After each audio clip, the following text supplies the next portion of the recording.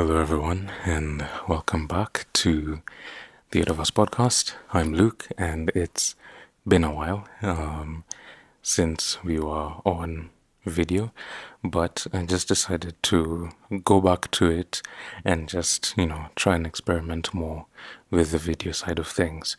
That being said, feel free to like, subscribe, share, etc. Today's video is going to be more of me reading something that I wrote, specifically in regards to mental health. So, for those of you who are struggling, and even for the people in your life, the friends who might not know, how to help those who are struggling. So, I want to read what I wrote. It's like a letter that I called Dear Friend. And then I'm going to explain a little bit about the psychology of this issue. And then, that will technically be it. But without further ado, let's begin.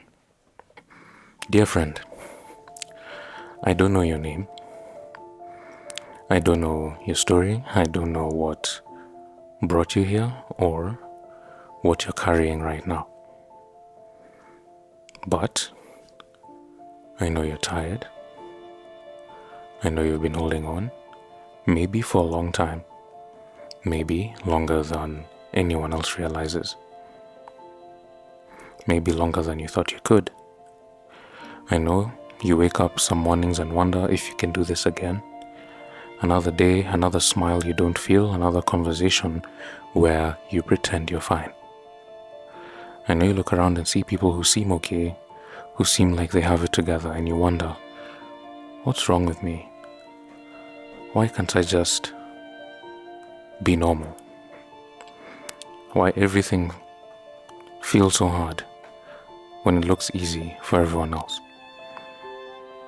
I know you've thought about leaving, not just physically but emotionally, checking out, disappearing into the numbness, because it's easier than feeling this much pain.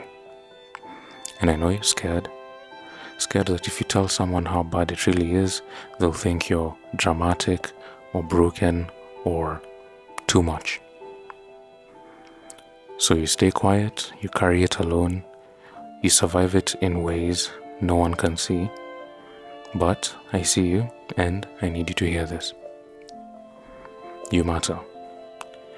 Not because of what you do, but not because of what you achieve, or how well you perform, or how much you give to other people. You matter because you simply exist. And I know that sounds like something people just say, like a platitude, but it's true.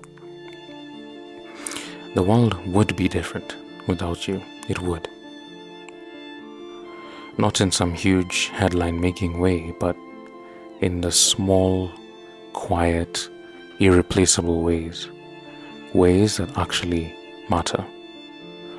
Someone laughs harder because you're in the room. Someone feels less alone because you sent that text. Someone kept going because you showed up even when you were barely holding on yourself.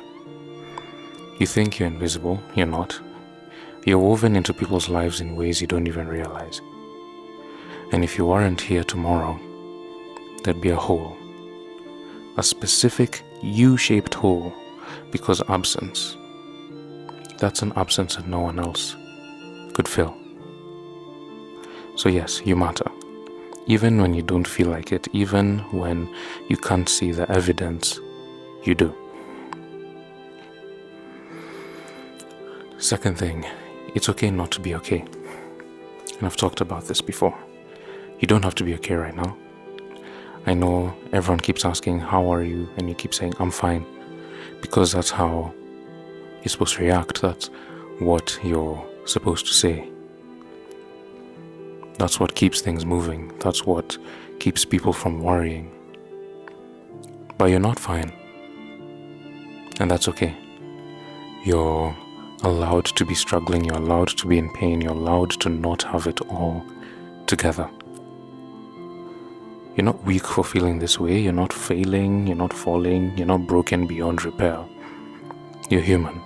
And being human means sometimes the weight is too much. Sometimes you can't see the way forward. Sometimes just getting out of bed is a victory. And that's enough. You don't have to be more than that right now. Please don't go. I know you've thought about it. There have been moments, maybe just fleeting thoughts, maybe more, where you wondered if anyone would even care if you're here. And I need you to know that they would. They would care. The people who really love you would care. Even those who don't say it. Even those ones who don't show it the way you need them to.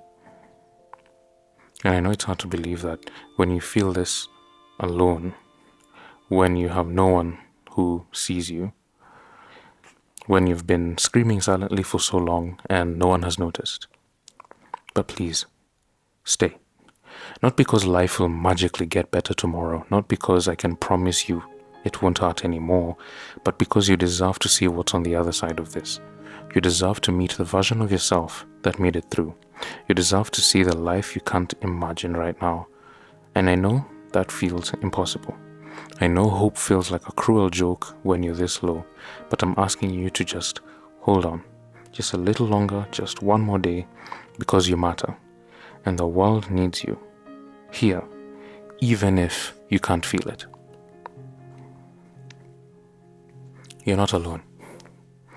I know it feels like it. I know you look around and think, no one understands me, no one gets it. And maybe that's true. Maybe no one knows exactly what you're going through, and you're not the only one who has felt this way.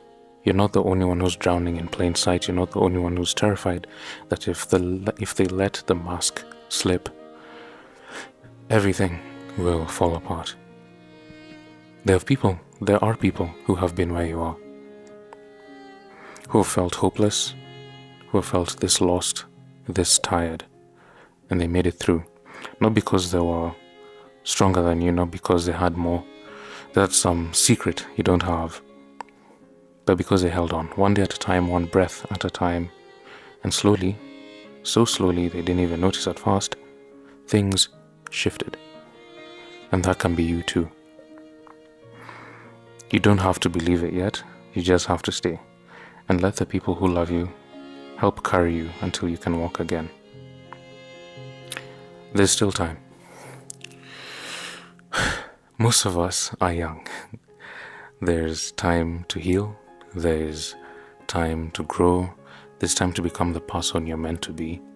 Time to find the people who get you. Time to do the things that light you up. Time to build a life that feels like home. I know it doesn't feel like that right now. I know right now it just feels like surviving. But surviving is enough, and one day you look back and realize that the version of you who held on, who kept going, even when they couldn't see the point, that version saved your life, and you'll be very glad that they did. So dear friend, whoever you are, wherever you are, I'm proud of you for making it this far, for still being here, for, just existing. I see you, believe in you, and I'm asking you to stay. Not forever, not even for next year, just for today. And then tomorrow, we'll ask again, one day at a time. Then the next day, and the next day, the next year, 10 years later, 20 years later. You're loved, you're seen, you're not alone. Please stay. The world needs you here. With all my heart, someone who cares. Now, I really hope that reaches whoever it's meant to reach. It's a very, very big issue, especially for my generation, us young people going through things silently and not being able to even fully explain what we're going through. But when it comes to the psychology of it, I have a few things that I've taken note of that I'd like to share for about a minute or two before I conclude. So firstly is Depression is a mental condition. It is something that happens with the brain. It's not just being sad. It's not something you just snap out of. And it's not a weakness or, a bad attitude or a lack of faith. It's a medical condition. It's a chemical imbalance in the brain. It's something that's happening neurologically as much as it is happening psychologically. And it affects the way you feel, think, or function. So, your brain has these things that I'm sure we've all heard of called neurotransmitters. These are things that are responsible for sending messages in the brain, essentially transmitting neurons in the brain. And these neurotransmitters are also responsible for regulation of your mood and how you think and react to things based on the state in which your mind is. So the main ones involved in depression are serotonin, dopamine, and norepinephrine. So I know we've heard of serotonin and dopamine, etc. We've heard of those terms before. When these chemicals are out of balance, your brain literally can't produce feelings of happiness to some extent, motivation, or in some cases even hope. Or at least not the way it should. It's not that you're choosing to be miserable, it's just that your brain is, for lack of a better word, malfunctioning. And it happens, and it's something that can be dealt with. So in regards to what it feels like, there are a few things that I've noted that people who are going through a depression feel. So there's this persistent sadness or emptiness. It's not just a bad day, it's literally day after day after day after day after day. There's loss of interest in things that you used to love. Sometimes some people lose their hobbies when they go through a depressive state. There's fatigue, even when you've slept. Even if you slept 12 hours, slept at a good time, there'll still be a sense of fatigue when you're going through your day. There's difficulty concentrating or making decisions, and that is not necessarily tied to ADHD. That's a separate thing in and of itself that we can talk about another day. But then there's feelings of worthlessness or guilt because of that chemical imbalance. It can also affect the way you think about yourself and the present situations. There's changes in appetite and sleep. So sometimes you feel sleepy at 2 p.m., but you feel awake at 2 a.m. Sometimes you're extremely hungry. Other times that's why you can become malnourished when you're depressed, or you can overeat when you're depressed. So there's sometimes physical aches and pains with no particular cause, the main ones being around the heart, lungs, and some of your joints. And in severe cases, thoughts of death, which is a horrible thing, of course. And there's one thing, I don't want to go into too much right now. There'll be more time for that later.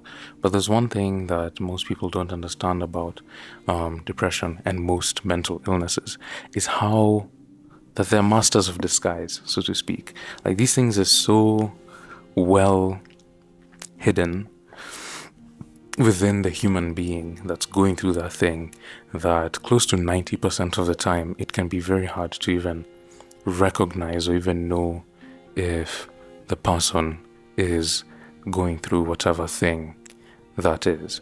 That's one thing. And then, of course, there's anxiety that comes with that. Now, the anxiety, just to use a blanket term, it's just high alert, where you feel anxious about things unnecessarily, even things that you never used to feel anxious about. That can be a result of going through a depressive state. And the part of the brain that's responsible for dealing with responses like that is the amygdala. It's the part of your brain that detects danger. It's the protective part of your brain. And there's certain organs in the endocrine system farther down that are responsible to connect the rest of your body to that system, but that's a topic for another day. But the way anxiety would express itself, your heart rate goes up, or you start to feel claustrophobic even in a large space, and your breathing starts to hitch or increase, and stuff like that. And there's many components of it. You start to worry a lot, you start to sweat a lot, difficulty sleeping, restlessness, panic attacks. Some of them can be sudden, etc. So sometimes that anxiety can make you feel like you're overreacting. But if you have people in your life who go through these things, there's a few things on how to help them. First of all, don't just tell them to relax. That's not how it works. They can't. Sometimes it's good to validate before you find a solution. So it's like, okay, I see this is a bit difficult for you. You have to play therapist when you're dealing even with common people, which I feel is a reason why there should be an interest of psychology in the common human being, so that you can be able to further understand the way humans work and therefore help with finding solutions for the people in your life who might be going through things like this. And sometimes it's just help them stay grounded, like help them pinpoint a focus. If it's someone who's going through, let's say, panic attacks, for example, you can help them focus on one thing, like tell them to name their favorite colors or something like that. And then patience.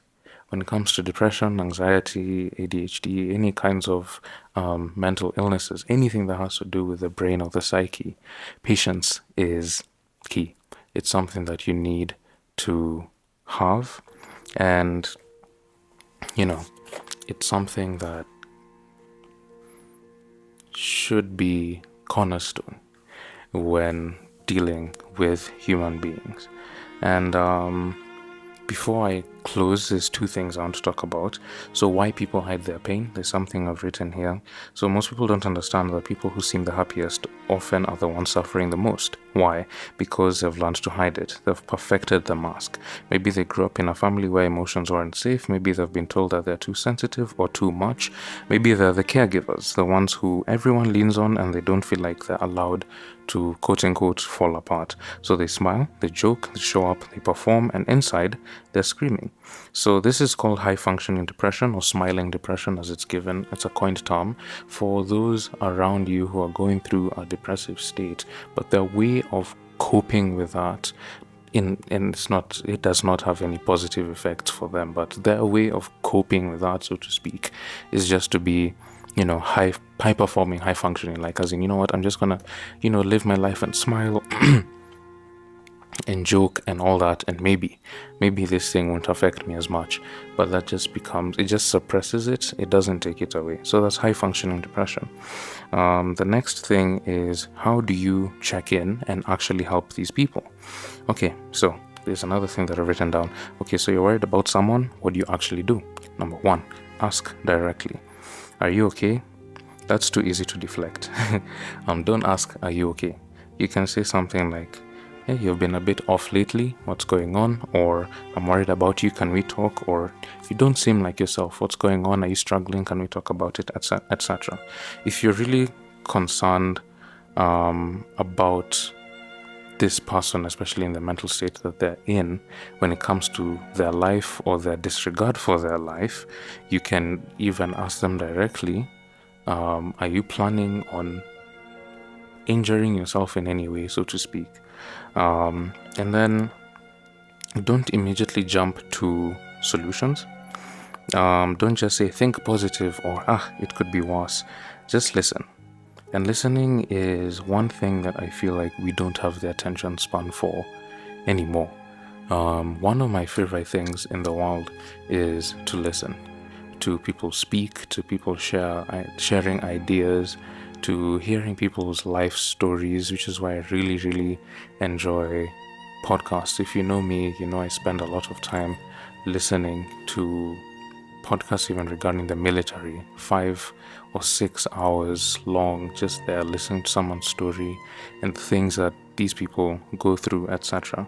But it seems like, I don't want to say as a generation, I feel like in the 21st century in general, we have lost the ability to listen, especially for long periods of time, to someone.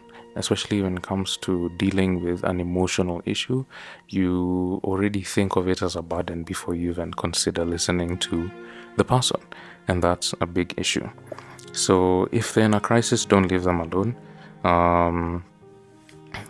If this is a person who you know is struggling, and you're not sure what their intentions are with their life, so to speak, it's best to try to help them, even medically, if possible. So just show up. And to conclude the letter that had started earlier, so dear friend, if you're the one struggling, reach out. Please tell someone and stay. If you're the one noticing, ask, listen, and don't look away. Because we need each other in this world. We're not meant to do this alone. Mental health isn't a weakness, it's part of being human. And the strongest thing you can do is admit you need help. So let's end this year by being honest, by checking in, by holding space for each other's pain, and growing together. You're not alone, you're not too much, you're not beyond help. And if you're still here, still listening, thank you. Thank you for staying, thank you for caring. This world is better with you in it. And I believe that. And I hope one day you will too. So yeah, that is it for today's episode. Thank you so much for joining in. If you guys want me to talk about anything specific, it doesn't even have to be psychology related. It can be art, it can be music, it can be pop culture, it can be news, it can be anything really. Feel free to let me know in the comments or via DMs on Instagram. If you're someone who enjoys reading, I have a newsletter on Substack that you can subscribe to. Links are down below. If you enjoy art, I have all my links to my art channels down below. And that will be it for today's episode. I do not know how it turned out, but we will see. I hope you enjoyed it. Feel free to like, subscribe, and share with anyone who needs to hear this. And I'll see you in the next one, hopefully very, very, very soon. So thank you, take care, and God bless.